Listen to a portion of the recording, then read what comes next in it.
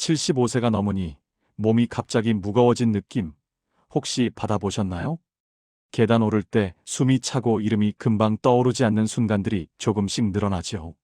어제까지 괜찮았는데 오늘은 왜 이렇게 다리가 묵직한지 의문이 듭니다. 아침에 일어나면 허리가 뻐근하고 밤에는 잠이 얕아져서 새벽에 깨는 일이 잦아집니다. 장을 보러 나갔다가 금방 지쳐서 집에 돌아오는 날도 많아지지요. 많은 분들이 이 변화를 두려워하십니다. 이제 내리막길만 남았구나 하는 불안감이 가슴을 짓누르지요. 주변에서도 비슷한 나이 친구들이 하나둘 아프다는 소식을 들으면 나도 곧 그렇게 되는 건 아닐까 걱정됩니다. 병원 가는 게 일상이 되고 약봉투가 늘어나는 걸 보면서 삶의 활력이 빠져나가는 것 같은 기분이 들지요. 하지만 사실 75세 이후는 인생의 끝이 아니라 속도를 재조정하는 신호입니다. 마치 고속도로에서 국도로 접어드는 것과 같지요. 빠르게 달리던 차가 느린 길로 들어서면 창밖 풍경이 비로소 보입니다. 들꽃도 보이고 마을 사람들의 얼굴도 보이며 계절의 변화도 느껴지지요. 75세 이후의 삶도 마찬가지입니다. 속도가 느려지면서 그동안 놓쳤던 평온함과 소소한 기쁨들이 눈에 들어오기 시작합니다. 노후 전문가들의 말에 따르면 많은 어르신들이 75세를 전후로 몸의 변화를 겪으시면서 좌절하시는 분들도 계시지만 오히려 더 여유롭고 행복하게 사시는 분들도 많다고 하는데요. 그 차이가 뭘까요? 바로 변화를 어떻게 받아들이느냐입니다. 두려워하며 움츠러들면 삶이 작아지지만 현명하게 대응하면 오히려 더 풍요로운 시간을 만들 수 있습니다. 오늘은 75세가 넘으면 달라지는 7가지 변화와 그 속에서 행복을 지키는 지혜를 전해드릴게요. 이것을 알고 실천하시면 후회 없는 황금기를 맞이하실 수 있습니다. 듣기 전 구독과 좋아요, 알림 설정은 큰 힘이 됩니다. 75세를 넘기면 가장 먼저 느끼는 변화가 바로 속도입니다.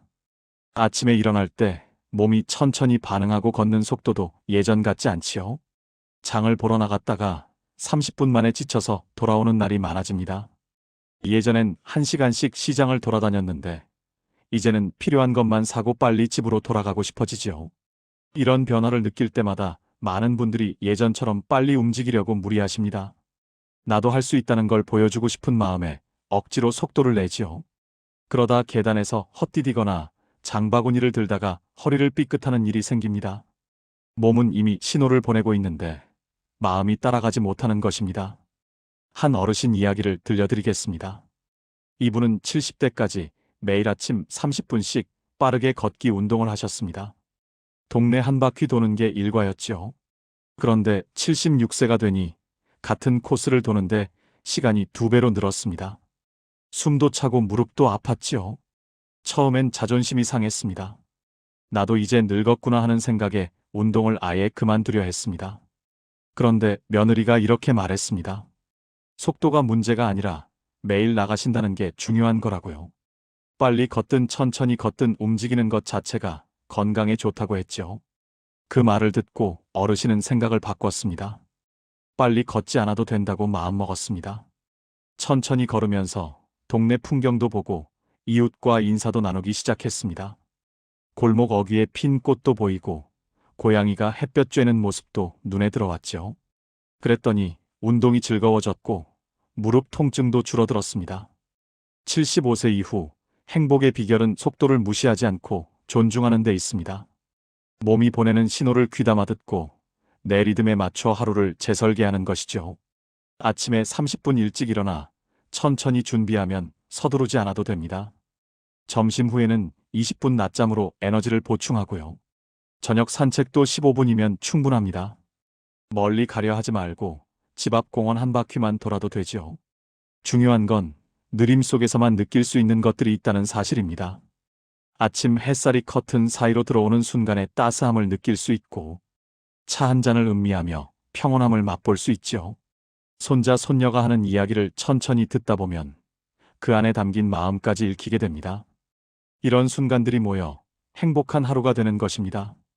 속도를 줄인다는 건 삶을 포기하는 게 아니라 더 깊이 누리는 방법입니다. 빨리 지나가던 풍경이 천천히 걸으니 선명하게 보이는 것처럼 말이지요. 오늘부터 하루 일과 중 한 가지만이라도 10분 더 여유 있게 해보세요. 아침 식사를 천천히 하거나 샤워 시간을 조금 늘려보는 것입니다. 그 10분의 여유가 마음의 평화를 가져다 주고 하루 전체를 편안하게 만들어줍니다. 75세 전후로 신체는 가속 노화 구간에 접어듭니다. 의학 연구에 따르면 이 시기에 근육량이 30% 이상 급격히 줄어들고 심폐 기능도 눈에 띄게 떨어진다고 하지요. 70대 초반까지는 천천히 약해지는 느낌이었다면 75세가 넘으면 확연히 다릅니다. 작년까지 혼자 들던 쌀포대가 올해는 무겁게 느껴지고 버스 타려고 뛰는 게 힘들어집니다. 문제는 이 변화가 단순히 힘이 약해지는 수준이 아니라는 점입니다.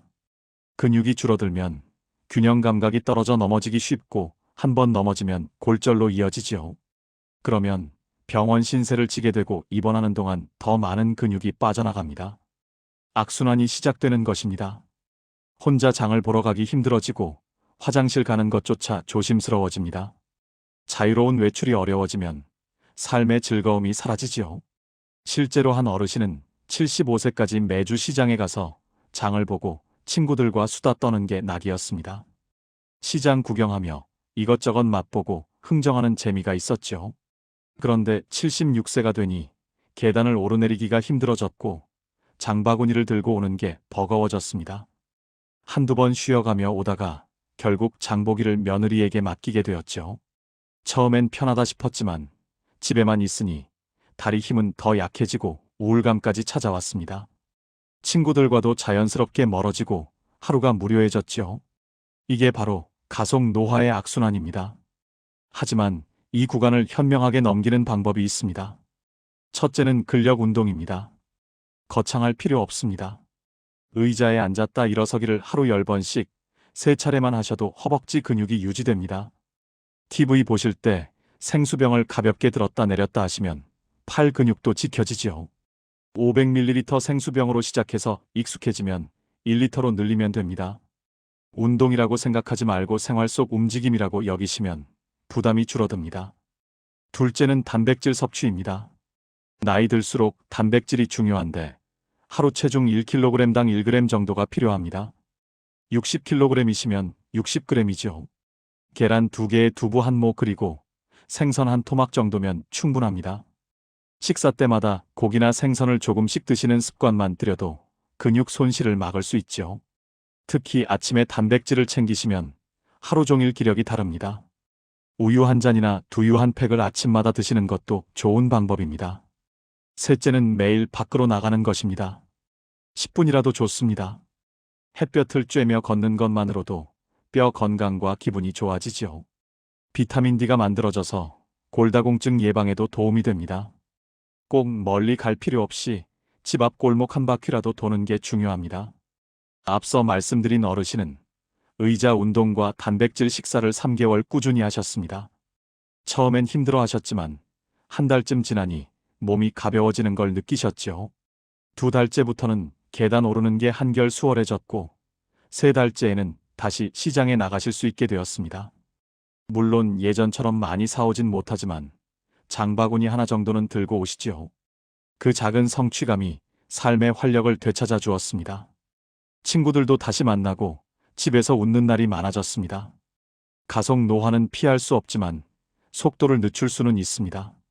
작은 실천이 쌓여 자유로운 활동력을 지켜주고 그게 곧 노후의 행복입니다. 오늘부터 의자 스쿼트 10번과 계란 하나 더 드시는 것부터 시작해보세요. 3개월 후 달라진 몸을 느끼실 수 있을 겁니다. 75세가 넘으면 건망증이 찾아집니다.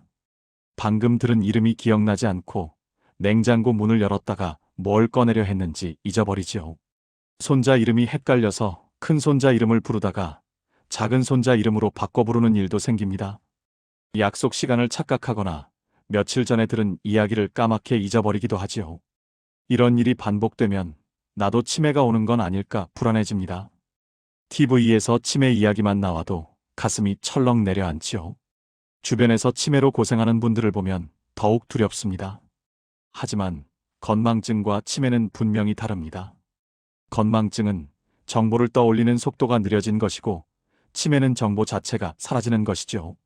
냉장고에서 뭘 꺼내려 했는지 잊어버렸다가 나중에 그거였지 하고 기억나는 건 건망증입니다. 뇌 연구에 따르면 75세 이후 뇌의 정보 처리 속도는 느려지지만 감정 기억과 경험 기반의 판단력은 오히려 풍부해진다고 합니다. 새로운 이름을 외우는 건 어렵지만 사람을 보는 눈은 더 정확해지지요. 숫자 계산은 느려져도 복잡한 상황을 판단하는 지혜는 깊어집니다. 문제는 스스로 뇌를 쓰지 않으려 한다는 점입니다. 나이 탓으로 돌리며 머리 쓰는 걸 포기하면 뇌가 정말 굳어버리지요. 한 어르신 이야기입니다. 이분은 76세의 건망증이 심해지자 신문 읽기를 그만두셨습니다. 어차피 읽어도 기억 안 난다며 TV만 보셨죠. 드라마나 예능 프로그램을 멍하니 보다가 졸고 그러다 깨고를 반복했습니다. 그랬더니 6개월 만에 대화가 어눌해지고 무기력해졌습니다. 말수도 줄고 표정도 무뚝뚝해졌죠. 손자가 이를 걱정해 신문기사 한 줄씩 소리내어 읽고 한마디로 요약하는 놀이를 제안했습니다. 처음엔 힘들어 하셨습니다.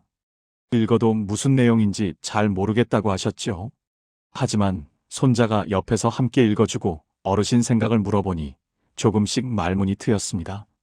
한 달쯤 지나니 말하는 게 자연스러워지고 표정도 밝아졌죠. 3개월 후에는 스스로 신문을 읽고 손자에게 오늘 읽은 기사 이야기를 들려주시게 되었습니다. 75세 이후 뇌를 지키는 비결은 외우지 말고 표현하는 데 있습니다. 외우려면 스트레스 받지만 표현하는 건 재미있죠. 오늘 본 드라마 내용을 배우자에게 이야기하거나 장 본 물건을 떠올리며 메모해 보세요. 라디오나 정보성 영상을 보고 나서 요약 정리해 보는 것도 좋습니다. 또는 손자 손녀와 전화할 때 오늘 있었던 일 한 가지씩 들려주는 것도 좋지요. 감정이 담긴 이야기는 뇌에 더 잘 새겨지지요. 또 하나는 웃음과 유머입니다. 재미있는 이야기를 나누고 소소한 농담을 던지는 것만으로도 뇌가 활성화됩니다. 친구와 옛날 이야기하며 웃는 시간이 최고의 뇌 운동이지요. 어릴 적 추억이나 젊은 시절 에피소드를 떠올리며 이야기 나누면 기억력도 좋아지고 기분도 좋아집니다. 퍼즐이나 숫자 맞추기보다 사람과 대화하며 감정을 나누는 게 훨씬 효과적입니다. 글을 쓰는 것도 좋은 방법입니다. 하루 일기를 3줄만 써도 뇌가 활발해집니다. 오늘 날씨가 어땠고, 무엇을 먹었고, 누구를 만났는지 간단히 적는 것만으로도 충분하지요. 손으로 쓰는 행위 자체가 뇌에 자극을 주고 기억을 정리하는 데 도움이 됩니다. 기억력이 예전 같지 않다고 자책하지 마세요. 속도는 느려졌지만 깊이는 더 깊어졌습니다. 오늘 하루 있었던 일 한 가지를 누군가에게 이야기해 보세요. 그 작은 표현이 뇌를 살아있게 만들고 치매를 멀리하는 가장 좋은 방법입니다. 75세가 넘으면 한 가지 질환만 있는 경우가 드뭅니다. 혈압약 먹다가 당뇨약이 추가되고 콜레스테롤 약까지 더해지죠. 관절염 때문에 정형외과 가고 눈 때문에 안과 가고 소화불량으로 내과 가다 보면 약봉투가 3개, 4개씩 늘어납니다. 아침에 일어나면 먹을 약부터 챙기는 게 일과가 되죠. 문제는 이 약들이 서로 영향을 주면서 부작용을 일으킬 수 있다는 것이죠. 몸은 점점 무거워지고 기운은 없어집니다. 한 어르신은 5가지 약을 드셨는데 매일 속이 더부룩하고 기운이 없었습니다. 아침에 일어나는 것도 힘들고 밥맛도 없어서 점점 말라가셨죠. 병원에서는 나이 탓이라고 했습니다. 75세면 그럴 수 있다고요. 어르신은 이게 늙는 거구나 하고 체념했습니다. 그런데 딸이 가정의학과에 모시고 갔습니다. 그곳에서 의사가 약봉투를 전부 펼쳐놓고 하나하나 점검했죠. 그랬더니 혈압약이 2병원에서 중복 처방되어 있었고 위장약도 비슷한 성분이 겹쳐 있었습니다. 의사는 중복되는 약을 빼고 꼭 필요한 3가지만 남겼습니다. 2주쯤 지나니 어르신 몸은 한결 가벼워졌습니다. 어지럼증이 줄고 밥맛도 돌아왔죠. 약이 많다고 건강해지는 게 아니라 적절하게 조율되어야 건강해지는 것입니다. 75세 이후에는 치료보다 조율이 중요합니다. 최소 3개월에 한 번은 모든 약봉투를 한 곳에 모아 주치의나 약사에게 점검받으세요. 중복 처방이나 불필요한 약이 있는지 확인하는 것만으로도 삶의 질이 달라집니다. 병원마다 다니면 의사들이 서로 처방 내역을 모르는 경우가 많습니다. 그래서 본인이 직접 약을 모아서 보여드려야 하지요. 약을 줄이는 게 두렵다면 한 번에 하나씩 천천히 조정해 보시면 됩니다. 의사와 상의해서 가장 부작용이 적은 약부터 용량을 줄여보는 것이죠. 몸의 변화를 관찰하면서 조심스럽게 진행하면 됩니다. 무조건 끊는 게 아니라 꼭 필요한 약만 적정량 먹는 게 목표입니다. 또한 약효를 돕는 생활 습관도 중요합니다. 싱겁게 드시면 혈압약 효과가 좋아지고 규칙적인 식사는 당뇨약의 부담을 줄여줍니다. 하루 3끼를 거르지 않고 일정한 시간에 드시는 것만으로도 혈당이 안정되지요.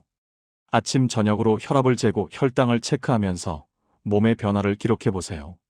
그 기록을 보면 어떤 음식이나 활동이 내 몸에 맞는지 알 수 있습니다. 잠도 약만큼 중요합니다. 잠을 잘 자야 약이 제대로 흡수되고 몸이 회복되지요. 저녁 8시 이후에는 카페인을 피하고 잠들기 1시간 전에는 TV를 끄는 습관을 들여보세요. 침실을 어둡고 시원하게 유지하면 수면의 질이 좋아집니다. 복합질환 시기는 두렵지만 조율의 지혜를 배우면 편안한 일상을 유지할 수 있습니다. 약은 최소한으로, 음식은 규칙적으로, 그리고 내 몸의 신호를 귀 기울여 듣는 것이죠. 75세가 넘으면 관계가 빠르게 좁아집니다. 친구들은 건강이 안 좋아져 만나기 힘들어지고 자녀들은 각자 바쁘지요. 같이 운동하던 친구는 무릎이 안 좋아 나오지 못하고 매주 만나던 이웃은 요양병원에 들어갔습니다. 동네에서 마주치던 얼굴들도 하나둘 사라지지요. 장례식장에 가는 횟수가 늘어나고 친구 명단에서 지워야 할 이름이 생깁니다. 이렇게 관계가 줄어들면 외로움이 찾아옵니다. 하루 종일 말 한마디 안 하고 지나가는 날이 있죠. 아침에 일어나 저녁까지 혼자 TV만 보다가 잠드는 생활이 반복됩니다. 전화기를 들여다봐도 걸 사람이 마땅치 않고 누가 전화해 주길 기다리게 되죠. 이런 외로움은 단순히 마음만 쓸쓸한 게 아닙니다. 연구에 따르면 사회적 고립은 흡연만큼이나 건강에 해롭다고 합니다. 스트레스 호르몬이 증가하고 면역력이 떨어지며 우울증 위험도 높아지지요. 한 어르신은 평생 직장 동료들과 어울렸는데 75세 이후 하나둘 연락이 끊겼습니다. 누구는 지방으로 이사 갔고, 누구는 건강이 안 좋아 집에만 있고, 누구는 세상을 떠났죠. 집에 혼자 있는 시간이 늘면서 어르신은 말수가 줄고 식욕도 떨어졌습니다. 머리도 잘 안 감고 옷도 대충 입게 되었죠. 며칠씩 같은 옷을 입고 지내는 날도 있었습니다. 어느 날 동네 경로당에서 바둑 두는 모임이 있다는 걸 알고 한번 나가봤습니다. 처음엔 어색했습니다. 모르는 사람들 사이에서 어디 앉아야 할지 몰라 한참 서 있었죠. 그런데 한 분이 먼저 말을 걸어주셨고 바둑을 두자고 권했습니다. 어르신은 바둑을 잘 못했지만 상관없었습니다. 누군가와 마주 앉아 대화하는 것 자체가 즐거웠죠. 일주일에 2번 경로당에 나가면서 새로운 친구가 생겼습니다. 바둑 실력은 여전히 별로였지만 함께 웃고 이야기 나누는 시간이 좋았습니다. 점심 식사도 함께하고 차도 마시면서 소소한 일상을 나눴죠. 3개월 만에 어르신 표정이 밝아지고 밥맛도 돌아왔습니다. 옷차림도 깔끔해지고 외출 전에 면도도 하게 되었습니다. 75세 이후 관계는 깊이보다 넓이가 중요합니다. 깊은 친구는 없어도 가볍게 인사 나누는 사람이 많으면 외롭지 않지요. 사회학에서는 이를 약한 연결의 힘이라고 부릅니다. 마트에서 만난 이웃과 날씨 이야기 나누기, 산책 중 만난 강아지 주인과 짧은 대화 나누기만으로도 마음이 따뜻해집니다. 매일 같은 시간에 같은 장소를 지나다니면 자연스럽게 익숙한 얼굴들이 생기지요. 구체적 실천법은 간단합니다. 일주일에 한 번은 누군가에게 안부 전화를 하세요. 친한 친구가 아니어도 괜찮습니다.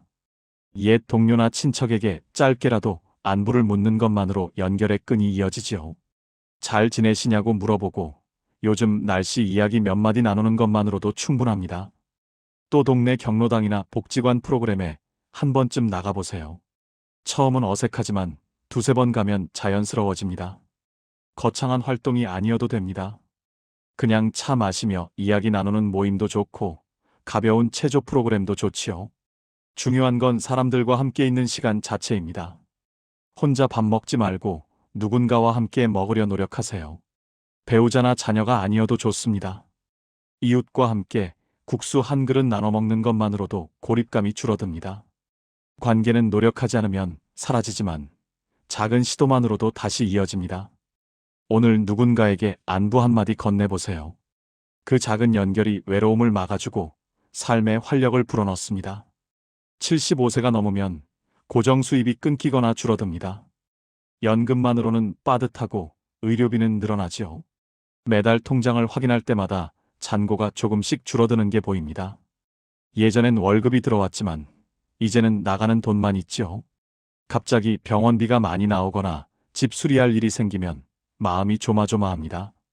돈 걱정이 시작되면 잠을 설치고 혈압이 오르고 면역력이 떨어집니다. 밤에 누워서 내년에는 얼마나 쓸까, 5년 후에는 괜찮을까 걱정하다 새벽까지 잠 못 이루지요. 아침에 일어나면 피곤하고 하루 종일 불안한 마음이 따라다닙니다. 경제적 불안은 건강을 직접 해치는 스트레스입니다. 한 어르신은 통장 잔고를 하루에 서너 번씩 확인했습니다. 은행 앱을 열어보고 또 열어보고를 반복했죠.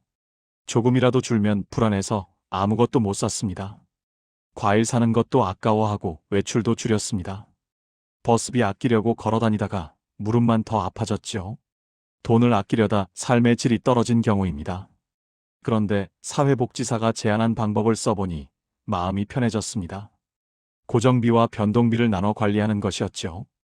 고정비는 매달 고정적으로 나가는 돈입니다. 집세 공과금, 통신비, 보험료 같은 것들이죠. 이건 줄이기 힘드니 그냥 받아들입니다. 통장에서 자동이체 되게 해놓고 신경 쓰지 않는 것입니다. 변동비는 식비, 교통비, 용돈처럼 달마다 다른 돈입니다.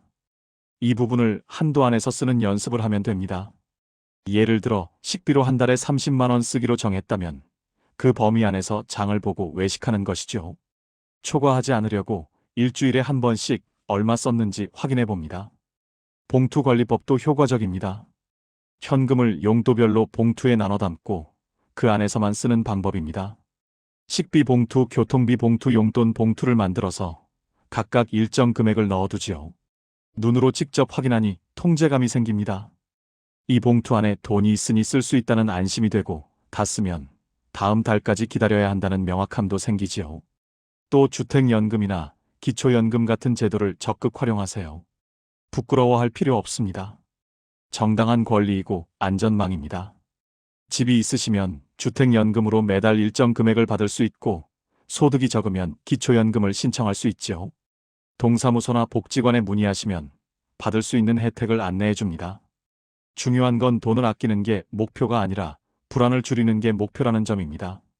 지출 계획이 명확하면 마음이 편해지고 그것이 곧 건강과 노후의 행복으로 이어집니다. 앞서 말씀드린 어르신은 고정비, 변동비를 나누고 나니 통장을 하루에 한 번만 확인해도 괜찮아졌습니다. 불필요한 걱정에서 벗어난 것이죠. 밤에 잠도 잘 오고 낮에 기분도 한결 나아졌습니다. 작은 지출 하나하나에 죄책감 느끼지 마세요. 과일 사 먹고 버스 타고 가끔 외식하는 건 낭비가 아니라 삶의 질을 지키는 것입니다. 예산 안에서 쓴다면 당당하게 쓰셔도 됩니다. 경제적 불안은 숫자의 문제가 아니라 마음의 문제입니다. 예측 가능한 지출 계획이 마음의 평화를 가져다 줍니다. 오늘 고정비와 변동비를 한번 나눠보세요. 종이에 간단히 적어보는 것만으로도 한결 가벼워집니다. 내가 쓸 수 있는 돈이 얼마인지 명확히 알면 불안이 줄어들고 계획 안에서 자유롭게 쓸 수 있습니다. 75세가 넘으면 사실 가정과 사회에서 역할이 줄어듭니다. 자녀들은 더 이상 조언을 구하지 않고 손주들도 바빠서 자주 오지 않지요. 가족 모임에서도 구석에 앉아 있게 되고 대화에서 소외되는 느낌이 듭니다. 예전엔 내 말을 귀담아 듣던 자녀들이 이제는 그냥 내내 하고 넘어가지요. 나 같은 사람이 뭐 필요하겠어 하는 생각이 들면서 무기력해집니다. 이런 역할 상실은 우울감과 면역력 저하로 이어집니다. 아침에 일어나도 할 일이 없고 하루가 무료하게 느껴지지요. TV만 보다가 밥 먹고 또 TV 보다가 잠드는 생활이 반복됩니다. 내가 왜 사나 싶은 생각까지 들 때가 있습니다. 이런 무기력이 쌓이면 몸도 약해지고 병에 대한 저항력도 떨어지지요. 한 어르신은 평생 가족 밥상을 차렸는데 며느리가 요리를 맡으면서 부엌에서 밀려났습니다. 처음엔 편하다 싶었습니다. 이제 설거지 안 해도 되고 장 보러 안 나가도 되니까요. 그런데 한 달쯤 지나니 쓸모없다는 생각이 들기 시작했습니다. 내가 이 집에서 뭐 하는 사람인가 싶었지요. 밥맛도 없고 의욕도 사라졌습니다. 하루 종일 방에만 있게 되고 가족들과도 말이 줄었습니다. 그러던 중 동네 복지관에서 어린이집 아이들에게 옛날 이야기 들려주는 봉사를 시작했습니다. 한 달에 2번이었지만 의미 있는 시간이었죠. 처음엔 아이들이 들어줄까 걱정했습니다. 하지만 막상 이야기를 시작하니 아이들이 반짝이는 눈으로 듣더군요. 어르신 또 와요. 어르신 다음엔 무슨 이야기 해줘요 하며 좋아하는 게 느껴졌습니다. 그 작은 보람이 삶의 활력을 되찾아 주었습니다. 봉사 가는 날 아침이면 일찍 일어나 옷을 차려입고 머리도 단정히 하게 되었죠. 집에서도 다음에 할 이야기를 생각하며 준비했습니다. 가족들이 어르신 요즘 표정이 밝아졌다고 말할 정도였습니다. 75세 이후 행복은 존재감에서 나옵니다. 내가 누군가에게 필요한 사람이라는 느낌이 면역력을 높이고 회복력을 키워줍니다. 큰 역할이 아니어도 됩니다. 동네 화단의 물주기, 이웃집 우편물 받아주기, 손주에게 옛날 이야기 들려주기 같은 작은 나눔으로 충분하지요. 누군가 나를 기다리고 있다는 느낌이 하루의 의미를 부여합니다. 또 하나는 배움을 계속하는 것입니다. 스마트폰 사용법 배우기, 새로운 요리법 익히기, 그림 그리기 같은 작은 도전이 자아 성장을 지속시킵니다. 완벽하지 않아도 괜찮습니다. 시도하는 것 자체가 의미 있죠. 복지관이나 평생교육원에 가면 다양한 프로그램이 있습니다. 서예, 수채화, 노래교실 같은 것들이죠. 매일 아주 작은 목표를 정하는 것도 좋습니다. 오늘은 창문 닦기, 내일은 옷장 정리하기, 모레는 친구에게 전화하기처럼 사소한 것들입니다. 그걸 해냈을 때 느끼는 성취감이 하루를 의미 있게 만듭니다. 공책에 오늘 할 일을 하나씩 적고 끝나면 줄 긋는 것만으로도 뿌듯함이 생기지요. 역할이 줄어든 건 사실이지만 존재 자체가 무의미한 건 아닙니다. 작은 나눔과 배움, 그리고 매일의 작은 성취가 활력을 되찾아줍니다. 오늘 내가 할 수 있는 작은 일 하나를 정해보세요. 화분에 물주기라도 좋고 이웃에게 인사하기라도 좋습니다. 그게 존재감의 시작이고 행복한 하루의 시작입니다. 노년의 행복한 노후를 위해서는 거창한 것이 필요하지 않습니다. 일상 속 작은 실천이 중요하지요. 오늘 하나만 시작해도 충분합니다. 의자에서 10번 일어서기, 누군가에게 안부 전화 한 통, 고정비와 변동비 나눠보기 중에서 가장 쉬운 것 하나를 선택해보세요. 75세는 끝이 아니라 진짜 인생이 시작되는 문턱입니다. 이제껏 달려왔다면 이제는 누리며 살 시간이죠. 변화를 두려워하지 말고 지혜롭게 받아들여 보세요. 속도는 느려졌지만 삶의 깊이는 더 깊어졌습니다. 관계는 좁아졌지만 진짜 소중한 연결이 보입니다. 역할은 줄었지만 존재의 의미는 더 선명해집니다. 오늘 이 순간 작은 선택에서 후회 없는 황금기가 시작됩니다. 행복한 노후는 먼 곳에 있지 않습니다. 바로 지금 여기, 오늘 하루를 어떻게 사느냐에 달려있죠. 오늘 영상이 좋았다면 구독과 좋아요, 알림 설정 부탁드립니다.